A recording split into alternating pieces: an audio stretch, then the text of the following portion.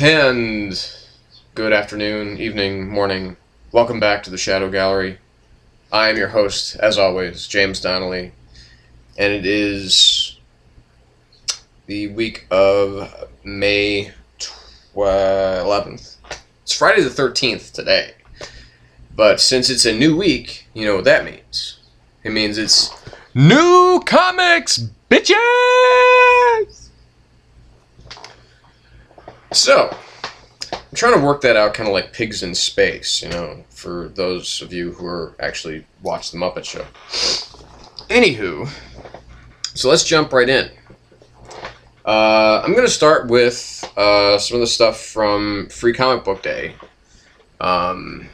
which I was not able to attend, but my lovely wife went for me and brought back a couple things.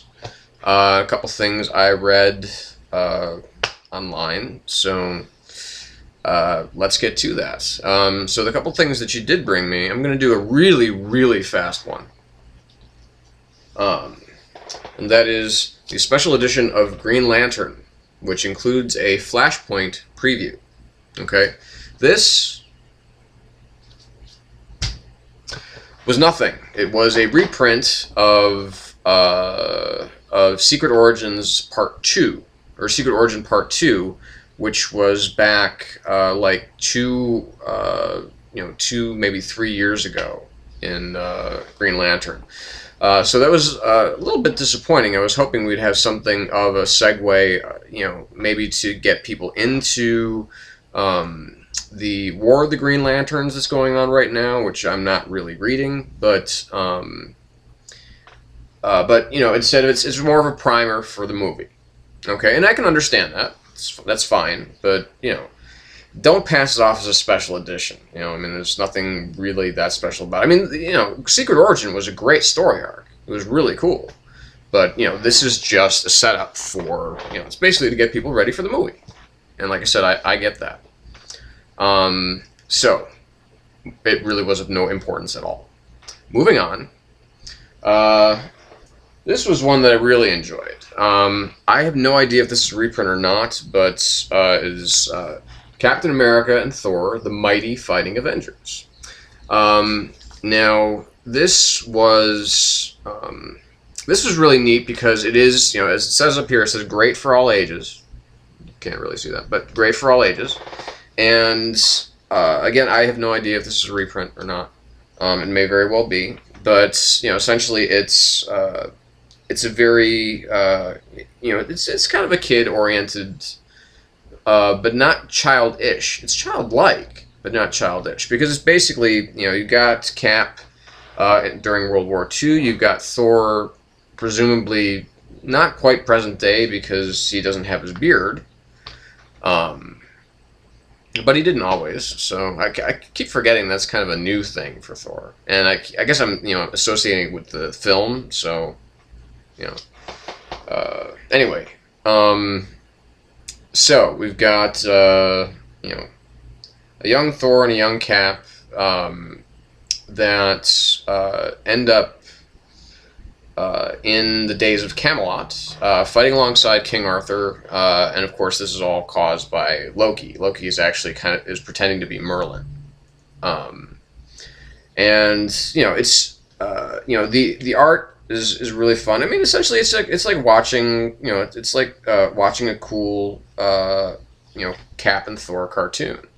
But it's, it's a lot of fun. It's very breezy, very light. The art's fun. It is a little cartoony, but that is what kind of, that's kind of what makes it additionally fun. If this had been like really like either photorealistic or really comic booky, it would have taken away from it. So I'm glad that they did this. I'm glad that this was released. Now, apparently there is actually a whole graphic novel by the people that did this. It is just based on Thor, but obviously, again, another primer to get people, involved in, to get people excited for, seeing Thor if they hadn't already, or, of course, sort of seeing Cap that comes out in July.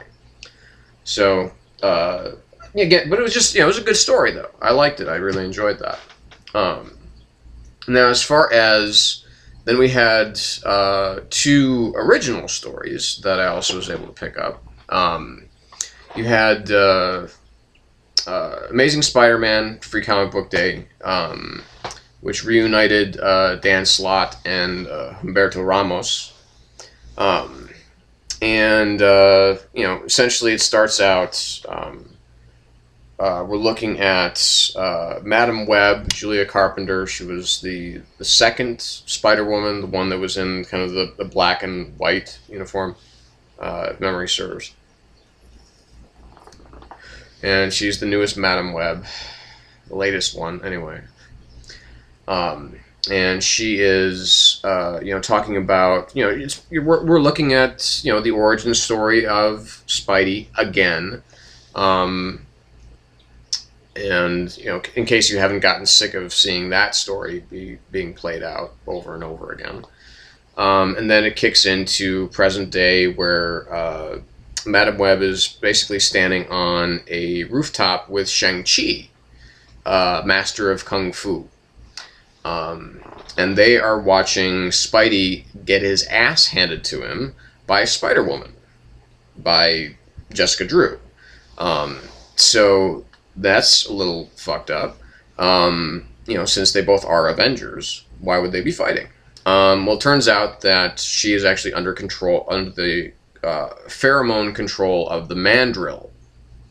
Now the Mandrill is, he's, this chimp, kind of chimp-looking chimp. He's a man-sized chimp, and he exudes pheromones that control women, and he's got this whole kind of entourage of supermodels with him,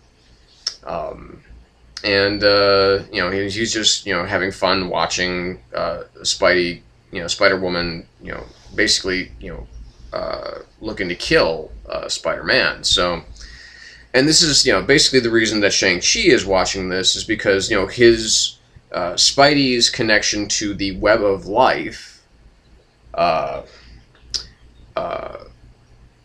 is severed because he's lost his spider sense. And so, that's what basically allowed him to be such a good fighter before.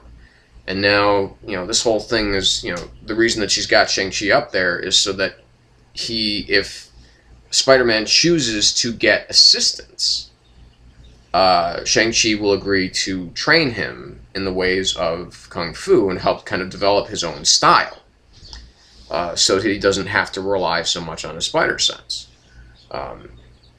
So the day is saved, essentially, by, Spidey crashing into some perfume, and he's, and then, that breaks the pheromone scent that Spider-Woman has in her nose, so, they both take down Mandrill, and Spidey does indeed ask for Shang-Chi's help.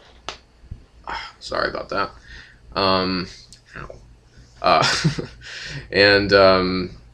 And now it's the way of the spider, So, but there were little smidgens in this issue of what could be coming up in Spider Island.